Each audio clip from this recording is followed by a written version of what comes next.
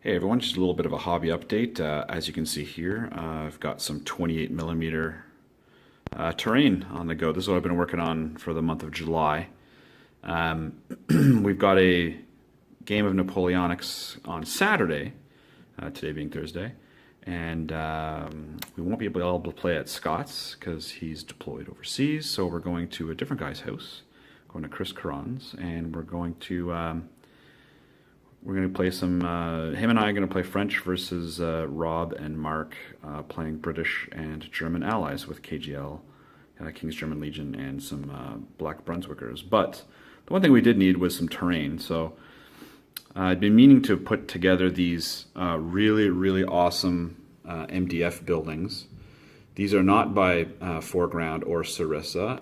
It's a little mom and pop shop, little outfit out of, I think they're in Georgia, called Impudent Mortals.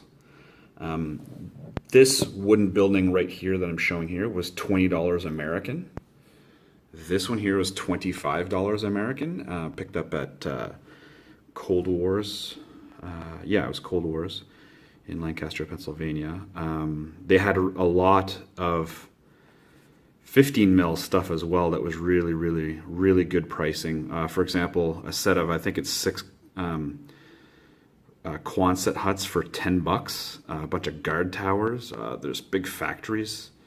Even they've got a giant inn that's this scale. This is 28 mil, obviously.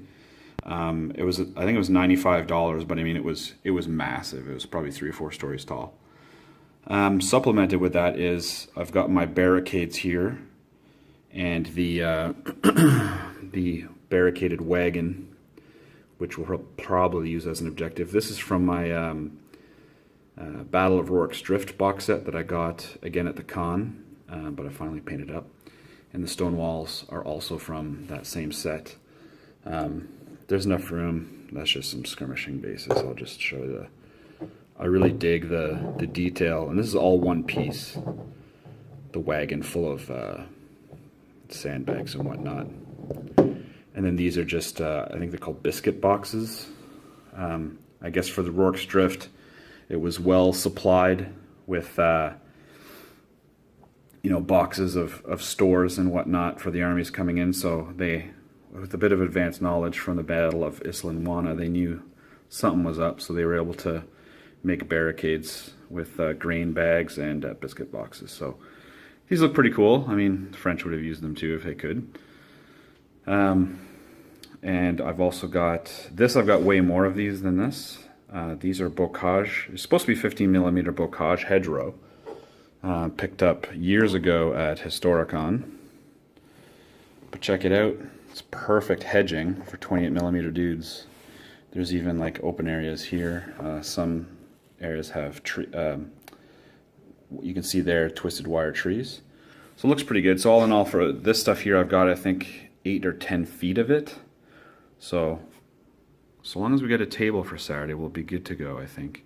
I don't know if I'll have time to paint the buildings, but I've got 2 more buildings to make, which are the actual Rorke's Drift buildings. They're a lot more complicated. I wanted to just start off, fairly easy. I'll just show the construction of this real quick while I've got it. Not that I'm getting any sort of consideration by Impudent Mortals, but I highly recommend these buildings. The roofs come off, and they are, precision made in terms of there's barely any room for any sort of error. These are cut really nice, and this is the part that gets me. These windows. So most of these holes were already punched out, but I mean, all this detail work here, that's just grounded out by the laser. And then this stonework at the bottom here is just made out of gray cardboard that you punch out and just glue along the bottom for the stonework. Really cool. And then this part here for the dormers is made out of that same gray material, and then you just put the triangle parts on there. And then the construction for this one here was pretty much identical. No, there's no furniture that comes with it, but you can see there's a chimney. The chimney, I didn't glue it on. It's movable, so I can you know, if I need it over here or something like that, I can. And the doors I didn't glue on, so the doors are free to move. And again, you know, you just look at it and you can see right through there. Simulates glass. So pretty good for 25 bucks, and then 20 bucks for this building here. And we shall hopefully have some great pictures of and video of the battle on Saturday. Anyways, that's what I've been up to, and I'll catch you guys next time.